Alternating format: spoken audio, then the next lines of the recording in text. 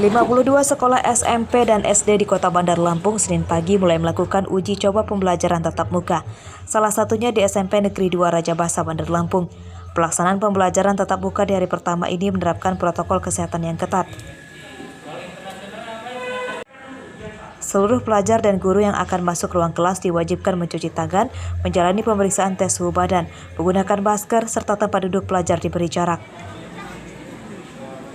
Menurut pihak guru, pembelajaran tatap muka ini dilakukan terbatas. Setiap kelasnya dibagi 2 gelombang dan hanya masuk 2 hari selama sepekan.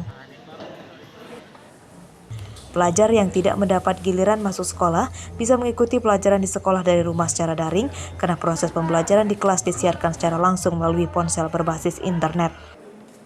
Ini kan siswa ada yang di kelas, ada yang di rumah. Jadi ini yang di kelas itu kita pelajaran tatap muka. Jadi kalau pakai ini ada Google Meet juga yang di rumah juga kita belajar tatap muka. Jadi seolah-olah melihat suasana kelas lah, bisa melihat awal. Syarat pelajar boleh mengikuti belajar tatap muka ini diharuskan mendapat persetujuan dari orang tua wali murid. Kalau mereka izin. Nah, pada pagi hari ini mereka yang hadir untuk pagi hari ini nanti setelah akan jam akhir pulang kita berikan selembaran mengizinkan atau tidak orang tuanya besok dikembalikan kembali waktu saat mereka datang ke sekolah. Dimulainya pembelajaran tatap muka ini disambut senang para pelajar.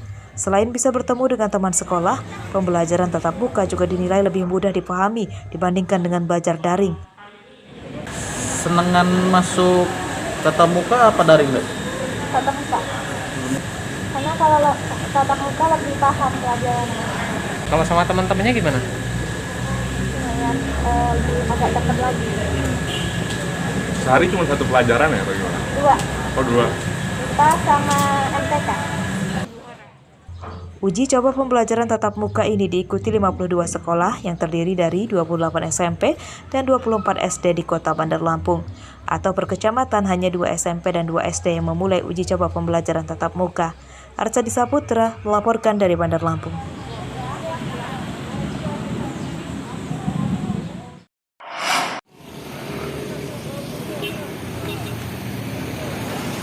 Wali Kota Bandar Lampung Eva Duyana memantau pelaksanaan pembelajaran tatap muka di hari pertama pada Senin pagi. Salah satu sekolah yang dikunjungi yakni SMP Negeri 2 Bandar Lampung. Uji coba pembelajaran tatap muka ini baru diberlakukan bagi 28 SMP di Kota Bandar Lampung dengan dibagi tiap kecamatannya 2 SMP.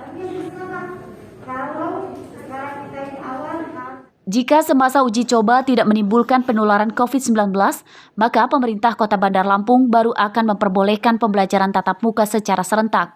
Jadi, kalau kita misalnya insya Allah sukses ya, insya Allah kita sukses, kita masuk zona aman, insya Allah merambah kemana-mana. Pantauan Bunda Eva dari beberapa sekolahan insya Allah sudah sesuai dengan protokol kesehatan. Separuh siswanya dan semua memakai protokol kesehatan sesuai dengan arahan dari Imendagri, Provinsi, dan juga instruksi dari Wali Kota Bandar Lampung. Pada masa uji coba ini, pihak sekolah membatasi kehadiran siswa maksimal 50% setiap kelasnya dan menerapkan protokol kesehatan secara ketat. Alhamdulillah lancar semua. Ya, kita melalui semua guru dilibatkan ya. Dari wali kelas sampai guru kelas semuanya dilibatkan, WA juga. Kita juga ada meet juga ya Nak ya dengan wali murid ya agar semuanya itu bisa berintegrasi dengan. Pemerintah Kota Bandar Lampung juga meminta pihak sekolah menyediakan fasilitas bagi para pelajar yang tetap ingin belajar daring. Jeffrey Arifin melaporkan dari Bandar Lampung.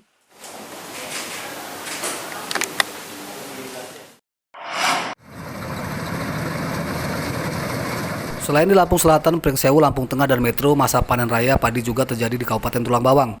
Salah satunya di Desa Hargomulyo, Kecamatan Rawapitu, Tulang Bawang. Senin siang, sebagian besar petani di desa ini panen padi.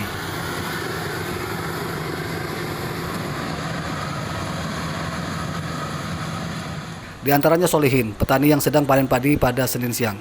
Menurutnya pada masa panen saat ini harga gabah sedang stabil. Harga gabah petani yang dibeli tengkulak Rp4.000 per kilogram. Harga tersebut sudah naik Rp1.000 dibandingkan dengan harga gabah pada bulan lalu. Untuk harga alhamdulillah stabil. Dan terima kasih untuk pemerintah Kabupaten Tulang Bawang yang selama ini membantu, intinya khususnya perbaikan jalan.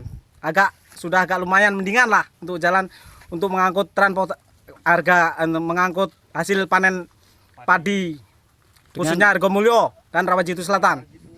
Menurut petani, faktor utama mulai stabilnya harga gabah di Kecamatan Rawapitu Tulang Bawang karena sebagian jalan di wilayah ini sudah diperbaiki.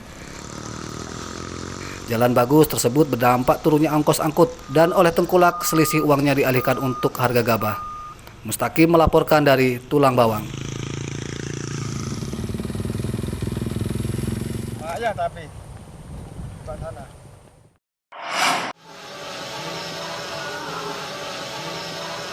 Provinsi Lampung menjadi salah satu daerah di Indonesia yang peningkatan produksi padinya tertinggi secara nasional dalam kurun waktu 2019-2020.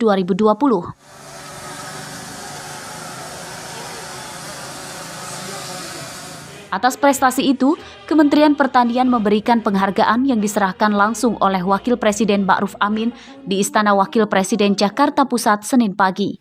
Bahkan tidak ada Bapak Gubernur dari data yang Bapak kami sajikan tadi. Ma'ruf sangat mengapresiasi daerah yang meski di masa pandemi tetap produktivitas pertaniannya meningkat. Penghargaan juga diberikan kepada 5 provinsi lain, serta penghargaan daerah dengan nilai ekspor pertanian tertinggi periode Januari 2020 hingga Juni 2021. Oleh karenanya amat penting bagi pemerintah pusat untuk memberikan apresiasi kepada pemerintah daerah, provinsi, dan kabupaten yang telah berkontribusi dan berprestasi dalam rangka meningkatkan produksi pangan dan ekspor pertanian yang pada akhirnya dapat meningkatkan kesejahteraan petani. Pertanian di Lampung terus tumbuh positif meskipun dalam masa pandemi COVID-19. Misalnya, besaran produksi padi pada 2020 mencapai 2,65 juta ton gabah kering giling atau meningkat 22,47% dari produksi 2019. Arsadi Saputra melaporkan dari Bandar Lampung. Oke deh,